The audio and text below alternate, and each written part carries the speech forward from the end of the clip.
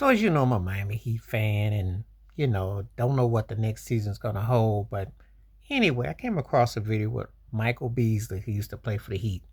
And he was up there dissing Coach Erik Spoelstra, talking about Spoelstra was always in him about move the ball, play off the ball, do things. And he clowned him when he came back from overseas saying, we don't play like that over here and how you going to do. And Beasley is still crying and in his feelings. Michael Beasley was a good talent, but he didn't always it didn't click. You ever have players that you see that I've said this about some? I said this about Josh Smith. These guys who feel like playing when they want to play, but then sometimes they hold back. It's kind of like the Ben Simmons syndrome, except Ben Simmons mental, but it's also that same tone. You got these guys that are so frustrating that you just know that if they gave half the effort, they'd be an all-star without trying. But they just have this attitude like, well, if I feel like it, I will. And Beasley falls in that group. And he has the nerve to talk about Erik Spoelstra when Spoelstra was just trying to get him in rhythm. Because Beasley sometimes would not be in rhythm. Has raw talent, but there's a difference between raw talent and having your rhythm and your cadence.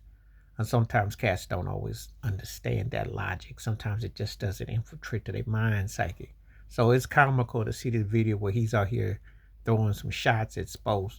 When Spo is a very detailed coach. Sometimes too detailed for his own health, but believe me, if you got some run in you on offense, he rotates around you. He flows through you. It's just that Beasley didn't always sometimes put that work in all the way to getting it out.